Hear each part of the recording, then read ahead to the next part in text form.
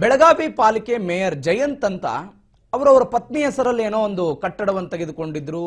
ಅದು ಸರಿಯಲ್ಲ ಅನ್ನುವಂತ ಕಾರಣಕ್ಕಾಗಿ ಅವರ ಸದಸ್ಯತ್ವವನ್ನು ರದ್ದು ಮಾಡಲಾಗಿತ್ತು. ಈ ವಿಚಾರಕ್ಕೆ ಸಂಬಂಧಪಟ್ಟಂತೆ ಅಭಯ್ ಪಾಟೀಲ್ ಸುದ್ದಿಗೋಷ್ಠಿ ಮಾಡಿದ್ದಾರೆ. ನಗರಾಭಿವೃದ್ಧಿ ಇಲಾಖೆ ಅಂದ್ರೆ ಕೋರ್ಟ್ ಆದೇಶ ಕೊಟ್ಟಿತ್ತು, ಕೋರ್ಟ್ ಅನ್ವಯ ನಗರಾಭಿವೃದ್ಧಿ ಇಲಾಖೆ ಆದೇಶ ಮಾಡಿತ್ತು. ಇವತ್ತು ಅಭಯ್ ಪಾಟೀಲ್ ಅವರ ಸುದ್ದಿಗೋಷ್ಠಿ.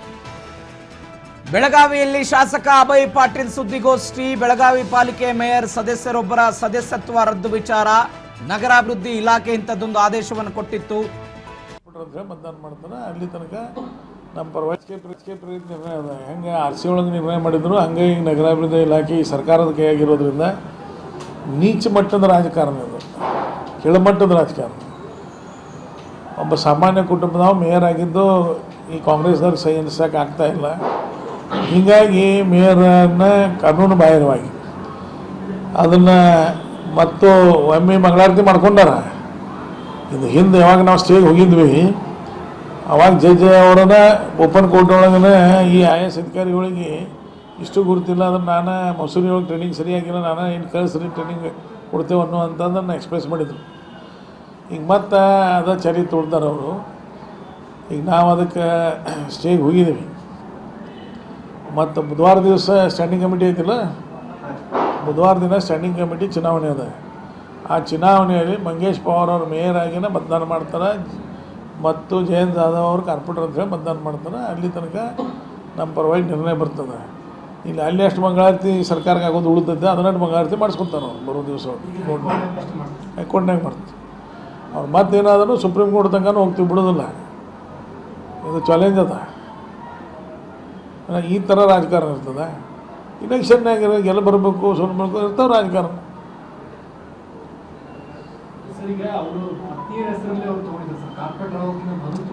ಸರ್ ನೋಡ್ರಿ, ಯಾವ ಸಾಮಾನ್ಯ ಮನುಷ್ಯ ಗುರುತಾಗ್ತದೆ ಇದು.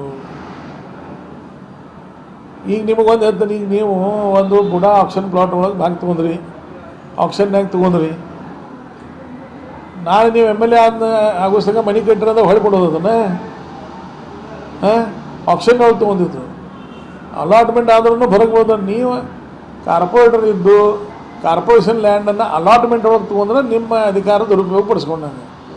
ಇದು ಅವ್ರು ಆಗೋಕ್ಕಿಂತ ಮೊದಲಾಗಿದ್ದು ಒಂದು. ಅದಕ್ಕೆ ಸಂಬಂಧ ಏನದ, ಮತ್ತು ಈ ಕಾರ್ಪೊರೇಷನ್ಗೆ ಸಂಬಂಧ ಅಲ್ಲದು. ಆ ಲ್ಯಾಂಡ್ ಇರೋದು PWDಗೆ. ಒಂದು PWDಗೆ ಇದನ್ನು ಕಾರ್ಪೊರೇಟರ್ದು ವ್ಯಾಪ್ತಿ ಬರ್ತಿತ್ತು ಅಂತಂದ್ರೆ ಇವತ್ತು ಎಲ್ಲ ಮೀಟಿಂಗ್ಗಳು ಕಾರ್ಪೊರೇಟರ್ ಮಾಡ್ತಾರೆ PWD ಆಫೀಸ್ನಾಗ ಹೋಗಿ ಕುಂತ.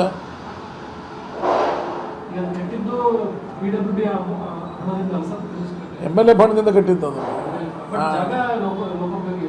ಅದು ಲೋಕೋಪಯೋಗಿ ಇಲಾಖೆ ಜಾಗ. ಅದನ್ನು ನಾನೇ ಹುಡುಕಿ ಆಡೋದನ್ನು ಆ ಜಾಗ ಯಾರ್ದೈತಿ ಮಾಲಕರು ಅನ್ನೋದನ್ನು ನಾನೇ ಸಿದ್ಧ ಮಾಡಿದ್ದು. ಅದನ್ನೆಲ್ಲ ಏನಿತ್ತು ನೀವು ನೋಡಿ ತಿಪ್ಪಿಕೊಂಡಿತ್ತು. ಅದು 3-4 ಸಾವಿರ ಟ್ರಕ್ ಅಲ್ಲಿ ಮಣ್ಣು ಹಾಕಿ ಅದನ್ನು ಮಾಡಿ, ಅದು ಮಾಡಿ ನಂತರ ಆಮೇಲೆ ಅಲ್ಲೇ ಇವರು ನಮ್ಮ ಅಗ್ನಿಶಾಮಕ ದಳದವ್ರು ನಮ್ಮ ಜಾಗ ಅಂದರು. ನಮ್ಮ ಕೆಲಸ ಪ್ರಾರಂಭದಾಗ ಅವ್ರು ಹೋಗಿ ಹೈಕೋರ್ಟ್ದಿಂದ ಸ್ಟೇ ತೊಗೊಂಬಂದರು. ಸ್ಟೇ ಬಂದು ಕೈಲಿ ಕೋರ್ಟ್ದಿಂದ ಸ್ಟೇ ತೊಗೊಂಬಂದರು. ಸ್ಟೇ ಬಂದ ನಂತರ ಸರ್ವೆ ಆಯಿತು. ಸರ್ವೆ ಆಗಿ ಆ 1 ಎಕರೆಗಿಂತ ಹೆಚ್ಚು ಎಷ್ಟೋ ಇದನ್ನು ಅದು PWD ಉಳ್ಕಿದವ್ರು. ಸುಮಾರಲ್ಲಿ 5 ಎಕರೆ ಜಾಗ ಅದ. ಅದು ಮೊದಲು DC ಅವ್ರ ವ್ಯಾಪ್ತಿ ಒಳಗಿದ್ದು 3 ಎಕರೆ ಅವ್ರು ಕೊಟ್ಟಿದ್ದಾರೆ, 1 ಎಕರೆ PWDಗೆ, 1 ಎಕರೆ KFCಗೆ ಇದನ್ನು KSFCಗೆ ಅಲಾಟ್ಮೆಂಟ್ ಮಾಡಿದ ಜಾಗ ಅದು. ಈ ತೆಗ್ಗ ನಾ ಅದ್ರ ಮನಸ್ಸು ನಾ ಮಾಡಿಲ್ಲಾಗಿದ್ರೆ ಇನ್ನೂ 100 ವರ್ಷ ತನಕ ತೆಗ್ಗ ಉಳಿತಿತ್ತು. ಅದನ್ನು ಏನೋ ಡೆವಲಪ್ ಮಾಡ್ಬೇಕಂತ ಮಾಡಿ ಒಂದು ಹಂತಕ್ಕೆ ತೊಗೊಂಬಂದು ತಿನಿಸು ಕಟ್ಟೆ ಮಾಡಿದ್ದೀವಿ. ಮತ್ತು ತಿನಿಸು ಕಟ್ಟೆ ಒಳಗೆ ಅವ್ರೇನೋ ಅವಾಗ ಆಕ್ಷನ್ನಾಗ ಅದೇನು ಅಲಾಟ್ಮೆಂಟ್ ಅದ, ಆಕ್ಷನ್ನಾಗ ತೊಗೊಂಡಾನ. ಯಾವುದೂ ಕಾಯ್ದೆ ಅಪ್ಲಿಕೇಬಲ್ ಆಗೋದು, ಸುಮ್ಮ ಒಂದು ಏನೋ ಹಾಕೋದು ಬರೆಯೋದು. ನಾನು ಅದಕ್ಕೆ ಇವತ್ತು ನಮ್ಮ ವಕೀಲಿಗೆ ಹೇಳಿದ್ದೀನಿ, ಇದಂತೂ ಕೇಸ್ ನಮ್ಮ ಪರವಾಗಿ ಆಗ್ತದೆ. ಎರಡನೇದು ಏನು ಅಧಿಕಾರಿಗಳಿಗೆ ಬೇಸಿಕ್ ಇದ್ದಾರೆ ಗುರುತಿಲ್ಲ ಅಂದರೆ ಇವರು ಆ ಅಧಿಕಾರಿ ಆ ಸ್ಥಾನದಾಗ ಇರೋಕೆ ಯಾರು ಅದಾರೇನೋ ಅನ್ನೋದನ್ನು ಜಡ್ಜ್ ಅವ್ರಿಗೆ ಪ್ರಶ್ನೆ ಮಾಡಿರಿ. ಅದನ್ನು ಕೇಳ್ರಿ ಅವ್ರಿಗೆ, ಜಡ್ಜ್ ಅವ್ರಿಗೆ ಇದ್ರ ಬಗ್ಗೆ ನಿಮ್ಮದೊಂದು ಅಭಿಪ್ರಾಯ ವ್ಯಕ್ತಪಡಿಸ್ರಿ ಅಂತೇಳಿ. ಜಡ್ಜ್ ಸಾಹೇಬರು ಇದ್ರ ಮೇಲೆ ಅಭಿಪ್ರಾಯ ವ್ಯಕ್ತಪಡಿಸ್ರಿ. ಇವ್ರು ಎಲ್ಲರೂ ಮನೆಗೆ ಹೋಗ್ತಾರೆ ಅಧಿಕಾರಿಗಳು. ರಾಜಕೀಯ ಉದ್ದೇಶ ಒಂದು, ರಾಜಕೀಯ ದುರುದ್ದೇಶ ಒಂದು ಇರ್ತದೆ. ಇದು ರಾಜಕೀಯ ದುರುದ್ದೇಶದ್ದು. ಸರ್, ಈಗಾಗಲೇ ಮಧ್ಯಂತರ ಆದೇಶನೂ ಕೊಟ್ಟಿಟ್ಕೊಂಡು ಮತ್ತು ಅದನ್ನು ಪ್ರಶ್ನೆ ಮಾಡಿ ಅವರು ಮೇಲೆ ಹೋಗ್ತಾರೆ.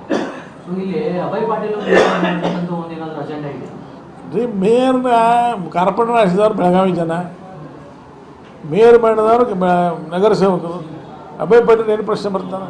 ಇನ್ನೂ ಬರೋದಿಲ್ಲ ಅಭಯ್ ಪ್ರಶ್ನೆ. ನಿಮ್ಗೆಲ್ಲರಿಗೂ ಗೊತ್ತಿದ್ದು ನಾನು ಬಾಯಿಂದ ಅದಕ್ಕೆ ಹೇಳ್ತಿರೋದು. ನಿಮ್ಗೇನು ಗೊತ್ತಿಲ್ಲ. ರಾಜ್ಯಪಾಲರಿಗೂ ದೂರು ಕೊಟ್ಟಿದ್ರು ನಡ್ದೈತೆ ಅದನ್ನು ಪರಿಣಾಮ ಆಗ್ತದೆ. ಅದು ಹೆಂಗದ, ಅದು ಸ್ಲೋ ಪ್ರೊಸೆಸ್ ಅದ, ಅದು ನಡ್ದದ. ಮನೆ ಅದನ್ನು ಒಮ್ಮೆ ಅದ್ರ ಬಗ್ಗೆ ಪ್ರಯತ್ನ ಮಾಡಿದ್ದು ಸರ್ಕಾರ ಎರಡು ಬಾರಿ. ಆ ಟೈಮ್ನಾಗೂ ರಾಜ್ಯಪಾಲ ದೂರು ಕೊಟ್ಟು ಅದಲ್ಲೇ ಬಿಡ್ತು. ಮತ್ತೆ ಈಗ 3ನೇ ಹಂತ ಪ್ರಯತ್ನ ಮಾಡಿದ್ರು.